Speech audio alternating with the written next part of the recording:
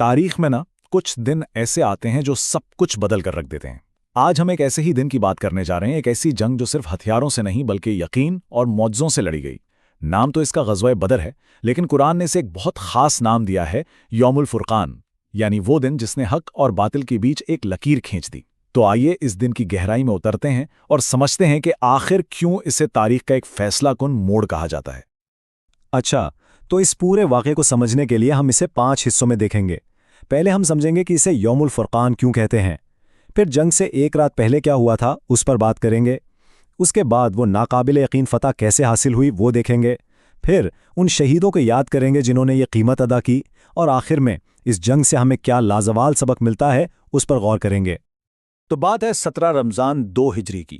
مقام تھا بدر کا میدان، جہاں 2 لشکر ایک دوسرے کے آمنے سامنے کھڑے تھے۔ ایک طرف وہ تھے جو اپنا سب کچھ، اپنے گھر بار اللہ کے لیے چھوڑائے تھے، اور دوسری طرف وہ جو اپنی طاقت، اپنے غرور اور تکبر کے نشے میں چور تھے۔ یہیں سے وہ مارکا شروع ہوا جس نے تاریخ کا دھارا ہی بدل دیا۔ ذرا یہ فرق تو دیکھیے، یہ کتنا بڑا تھا۔ مسلمانوں کی کل تعداد تھی 313، اور ان کے پاس سامان کے نام پر کیا تھا؟ صرف 2 گھوڑے، 70 اونٹ اور کچھ تلواریں۔ اور دوسری طرف 1000 کا لشکر، 100 گھوڑے، 700 اونٹ اور ہتھیاروں کو کوئی حساب ہی نہیں۔ مطلب اگر صرف ظاہری طور پر دیکھا جائے تو یہ تو کوئی مقابلہ تھا ہی نہیں۔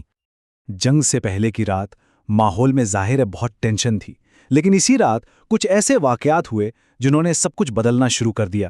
یہ تیاری صرف جنگی نہیں تھی، بلکہ یہ ایک روحانی تیاری تھی، ایک ایسی رات جب غیب سے مدد کے اسباب بننا شروع ہو گئے۔ آپ بس تصور کیجئے، جنگ کی رات ہے اور اللہ کے رسول صلی اللہ علیہ وسلم میدان میں چل رہے ہیں اور اپنی چھڑی سے زمین پر لکیریں کھینچ کر بتا رہے ہیں کہ کل دشمن کا یہ سردار یہاں مارا جائے گا اور وہ والا اس جگہ۔ صحابہ بتاتے ہیں کہ اگلے دن جب جنگ ختم ہوئی تو ہر کافر سردار کی لاش ٹھیک اسی لکیر پر پڑی تھی، 1 انچ بھی ادھر ادھر نہیں۔ یہ تھا یقین کا لیول۔ اسی رات ایک کے بعد ایک 4 بڑے کام ہوئے۔ پہلا، اللہ نے مسلمانوں پر ایک سکون بھری نیند طاری کر دی جس سے ان کی ساری تھکن اور خوف جاتا رہا۔ دوسرا، ایک رحمت کی بارش ہوئی جس نے مسلمانوں کی طرف والی ریتلی زمین کو سخت کر دیا تاکہ ان کے قدم جم جائیں، اور انہیں پانی بھی مل گیا۔ تیسرا، نبی اکرم صلی اللہ علیہ وآلہ وسلم نے پوری رات اللہ کے حضور سجدے میں رو رو کر دعا کی۔ اور چوتھا، فجر کے بعد ایسا جوشیلا خطبہ دیا کہ ہر ایک کے دل میں شہادت کا جذبہ پیدا ہو گیا۔ اور پھر جیسے ہی جنگ شروع ہوئی، وہ وعدے جو اللہ نے کیے تھے وہ ایک ایک کر کے پورے ہونے لگے۔ یہ وہ وقت تھا جب دنیاوی اسباب ایک طرف رہ گئے اور آسمانی مدد نے جنگ کا پانسا ہی پلٹ کر رکھ دیا۔ جنگ کے شروع میں نبی اکرم صلی اللہ علیہ وسلم نے جو دعا مانگی، اس کے الفاظ سے اندازہ ہوتا ہے کہ یہ مارکا کتنا اہم تھا۔ آپ صلی اللہ علیہ وسلم نے فرمایا، اے اللہ، اپنا وہ وعدہ پورا کر جو تو نے مجھ سے کیا۔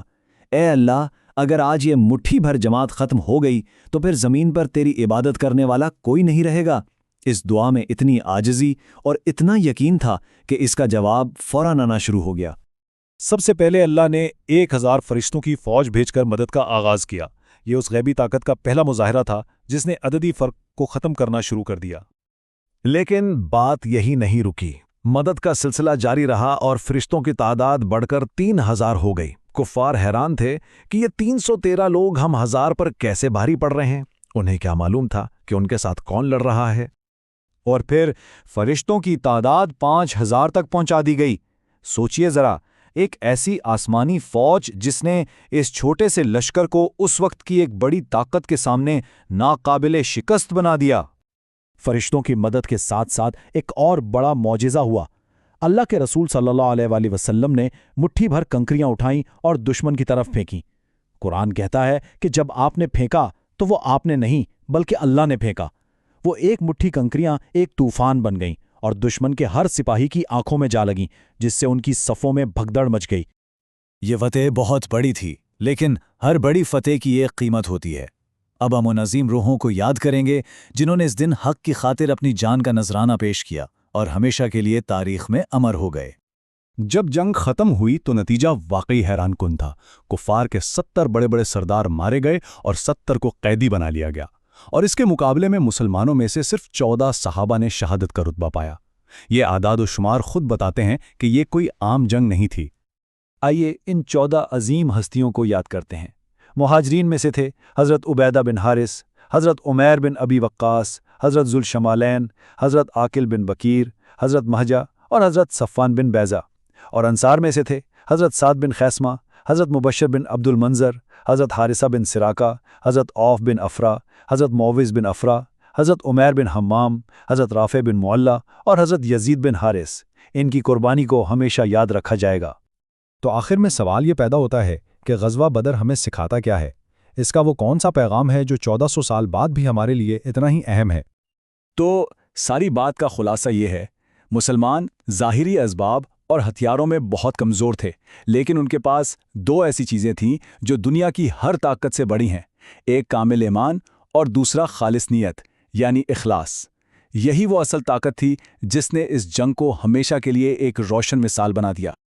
تو یہ واقعہ ہمیں آج کے دور میں ایک بہت بڑا سوال سوچنے پر مجبور کرتا ہے۔